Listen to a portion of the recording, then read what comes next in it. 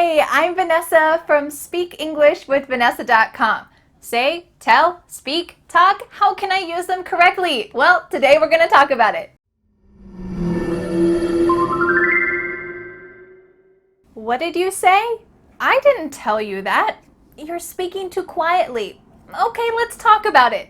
Can you accurately use say, tell, speak, and talk?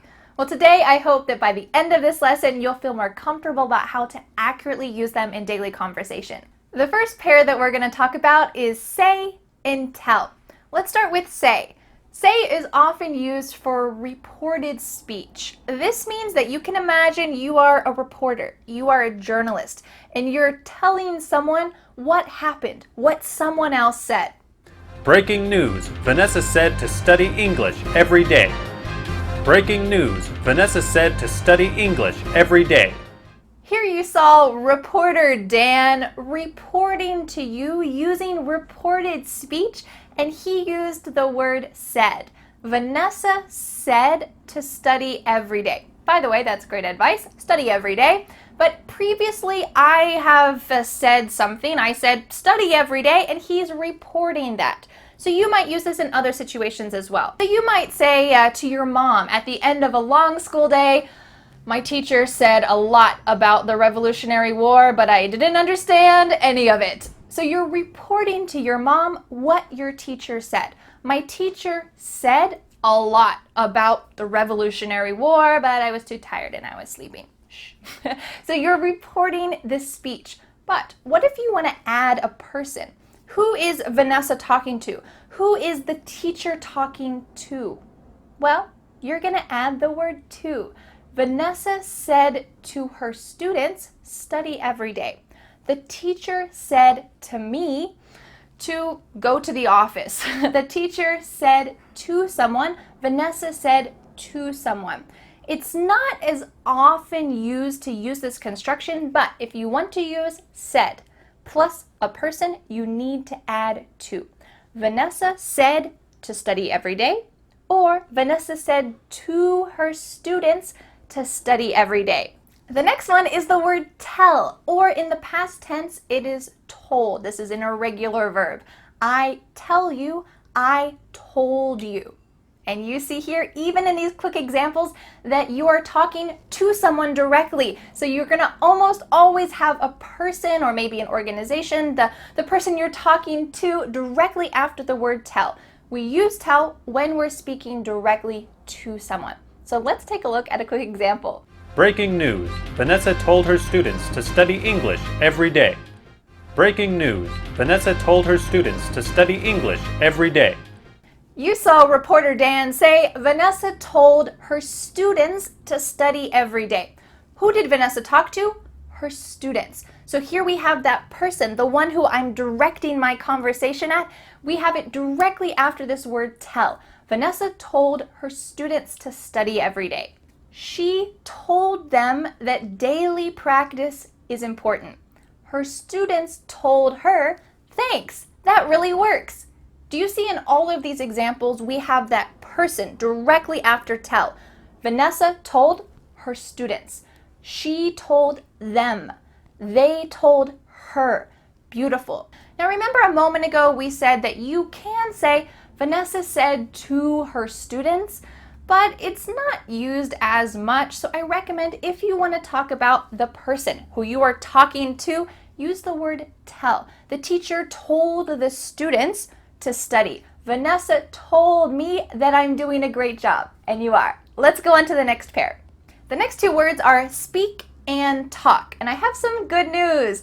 The general feeling of the word speak, or in the past tense, it is spoke. This is also an irregular verb. This has the feeling of something formal, maybe distant, and it almost feels like you're above, looking down. So maybe you're the boss or you're the parent looking down. So when you use speak, it needs to be in this formal, maybe even as an authority. Let's take a look at a couple examples. You might say, I spoke to my sister about her puppy, or I talked to my sister about her puppy.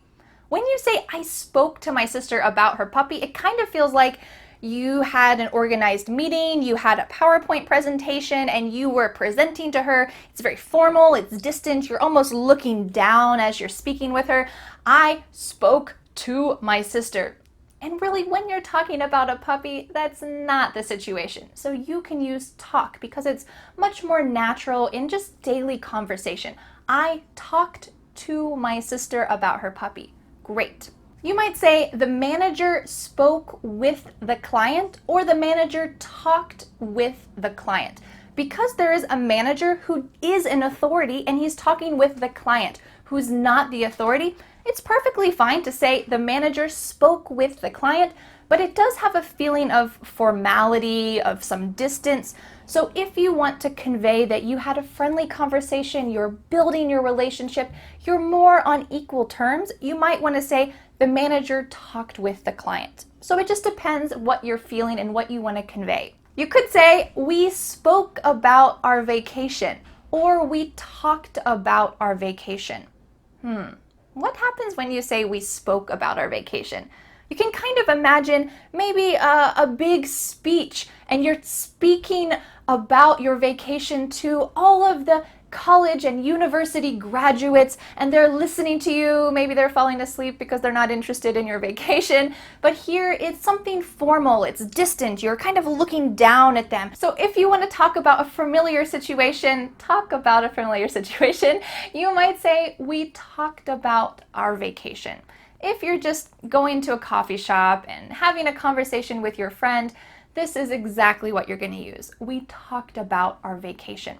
You just saw me use several expressions: talk to, talk with, talk about, speak to, speak with, speak about. Great, we've got a lot of different options, and remember, speak is going to be a little more formal or distant, and talk is going to be more relational, more conversational. Before we go on to the final part of this lesson, I want to let you know that there are some important situations that you might want to be careful about with the words speak and talk.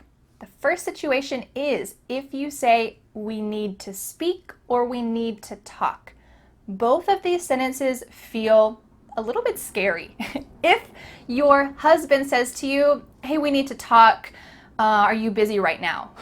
If Dan said that to me, I would be a little bit scared. What's wrong? What did I do? Why is he upset? Oh, it's quite scary. So if you use we need to talk or even we need to speak, make sure that you want the other person to feel a little bit uncomfortable because they definitely will. We need to speak. Oh, why? Why do we need to speak? What's the problem? If your boss said that to you, excuse me, we need to speak, please come to my office. Ooh, that's really bad news. You might be fired.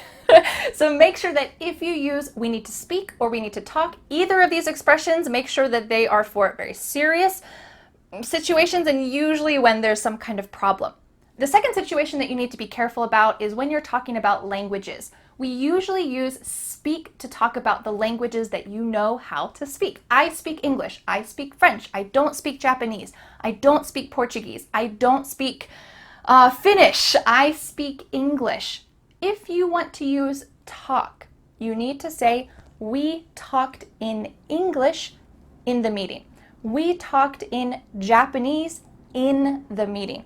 Talked in French in the meeting. Make sure that you use that sentence structure, talked in plus the language. You can't say, we talked English. We talked Spanish. No, that's not going to sound natural at all. And that's the opposite of what you want. So make sure that you say, I speak English and I speak 10 other languages. Wow, that's amazing. So make sure that you use this correctly. So now I have a question for you. In the comments below this video, I want you to answer the question, what's something that your mom used to say when you were younger? What's something that your mom used to say when you were younger? Let me give you 2 quick examples. You might say, she always said to clean up my room. She always said to clean up my room. Said to clean up my room. This is reporting what your mom used to say. Or you could say, she always told me to clean up my room. You're adding the person directly after tell. She always told me to clean up my room.